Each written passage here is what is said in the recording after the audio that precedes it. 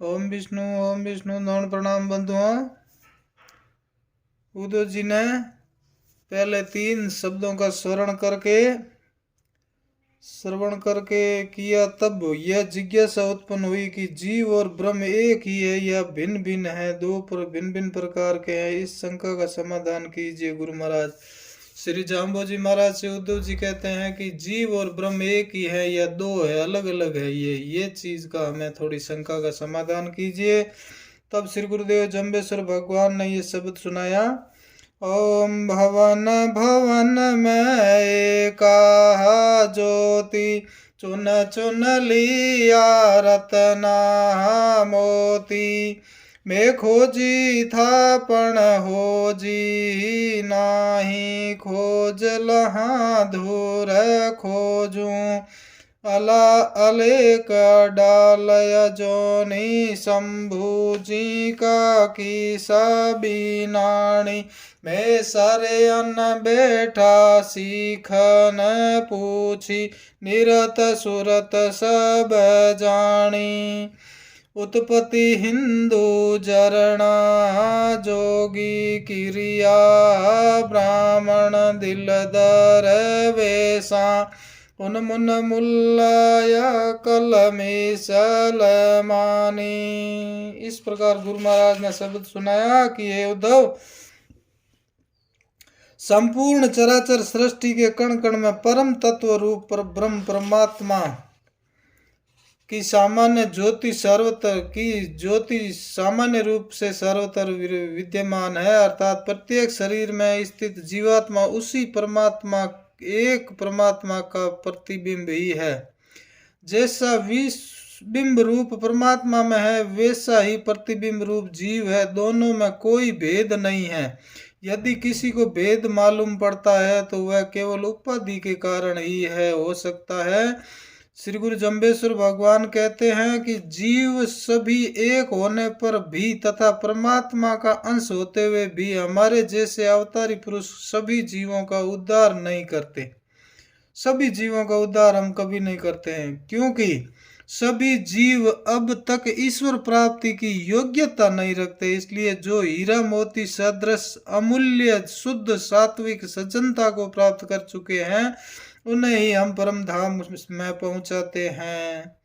हम खोजी हैं, अर्थात जिन जीवों के कर्म जाल समाप्त हो चुके हैं, वे लोग अब परम तत्व प्राप्ति के लिए बिल्कुल तैयार है। उन्हें केवल सहारे की जरूरत है। ऐसे जीवों को हम खोज करेंगे तथा चुन चुन कर उन्हें परम सत्ता से साक्षात्कार करवाएंगे। हम होजी नहीं है, अर्थात अज्ञानी या नासमझ नहीं है। एक एक कार्य बड़ी ही शालीनता से किया करते हैं।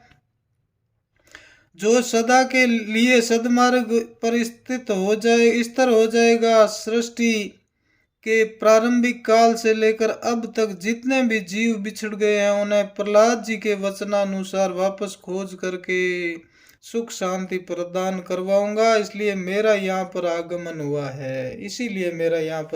हुआ है। जिस परम तत्व की प्राप्ति जीव करते हैं, वह माया रहित शब्द लेखन शक्ति से आग्राह्य उत्पत्ति रहित मूल स्वरूप जो स्वयं अपने आप में ही स्थित है, उसका विनाश कैसे हो सकता है। इसलिए विपरीत जो जन्मा हो, लेखनीय हो, डाल रूप हो, जो उत्पत्तिशील हो, उसका ही विनाश संभव है। इसलिए उस नित्य आनंद स्वरूप परमात्मा को प्राप्त करके जीव भी नित्य आनंद रूप ही हो जाता है। जब अब उद्दरण जी पूछते हैं कि हे देव, ये शिक्षा आपने कौन सी पाठशाला से प्राप्त की, क्योंकि ऐसी विद्या तो हमने कहीं सुनी या नहीं है और हम भी सीखना चाहते हैं। तब जम्बेश्वर जी कहते हैं कि मैंने यह विद्या किसी पाठशाला में बैठकर नहीं सीखी है हे उद्दरण, ये तो। तब उद्धव जी ने कहा कि फिर आप कैसे जान गए। तब भगवान बोलते हैं, हे उद्दरण, मैंने इसी प्रकृति की पाठशाला में बैठकर सुरति वृत्ति को निरति यानी एकाग्र करके सभी कुछ जान लिया है। मैंने सुरति को वृत्ति को एकाग्र करके निरति यानी एकाग्रता में लगाकर सब कुछ जान लिया है। पाठशाला में बैठकर तो सभी कुछ नहीं सीखा जाता, किंतु उस परम सत्ता परमेश्वर के साथ वर्ती को मिला देने से सभी कुछ जाना जा सकता है, क्योंकि वह परम तत्व व्यापक होने से वर्ती एकाग्रता जीव की भी व्यापक रूप को प्राप्त हो जाता, व्यापक तत्व को प्राप्त हो जाता है और सभी कुछ जान लेता है। इसलिए आप भी मन वर्ती को एकाग्र कीजिए और सभी कुछ जानने की कोशिश कीजिए। आगे गुरु महाराज कहते हैं, उत्पत्ति से तो सभी जीव हिंदू ही हैं, क्योंकि जितने भी धर्म संप्रदाय चले हैं उनका तो कोई न कोई संवत है, तारीख है, किंतु हिंदू आदि अनादि है, कोई भी संवत निश्चित नहीं है। तथा मानवता जिसे हम कहते हैं वह हिंदू में ही पूर्णतया सार्थक होती है। इसलिए उत्पन्न होता हुआ बालक हिंदू ही होता है, बाद में उसको संस्कारों द्वारा मुसलमान ईसाई आदि बनाया जाता है। जिसके अंदर जरना अर्थात सहनशीलता है वह योगी है। जिस प्राणी के अंदर क्रिया आचार विचार रहन सहन पवित्र तथा शुद्ध है वही ब्राह्मण है।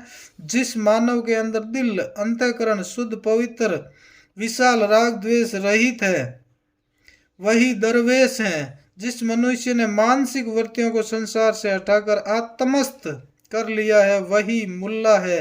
तथा जो इस संसार में बुद्धि द्वारा सोच विचार के कार्य करता है वही मुसलमान ही हो सकता है, क्योंकि मुसलमान पंथ संस्थापक के अक्लहीनों को अक्ल दी थी, जिससे यह पंथ स्थापित हुआ था। कोई भी जाति विशेष इन विशिष्ट कर्मों द्वारा ही निर्मित होती है। कर्महीन होकर केवल जन्मना जाति से कुछ भी लाभ नहीं होता है, यह तो मात्र पाखंड ही हो सकता है। इसीलिए हे उद्धव, परम सत्ता परमात्मा में एकाग्रता लगाकर एकाग्र होकर इस संसार सागर से पार होने का जतन कीजिए। इस प्रकार श्री गुरु जम्बेश्वर भगवान ने उद्धव जी को ये और शब्द सुनाया। आगे का शब्द 7वां अपन सुनेंगे, भावार्थ करेंगे।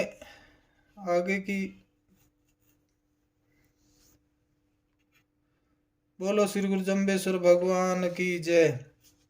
ओम विष्णु। समस्त बंधुओं को मेरा एक ही आग्रह है कि मेरे इस YouTube चैनल पर आप नए हैं तो इसको सब्सक्राइब जरूर करें और अन्य बंधुओं तक भेजने की कृपा करें, शेयर भी करें। ओम शांति शांति शांति।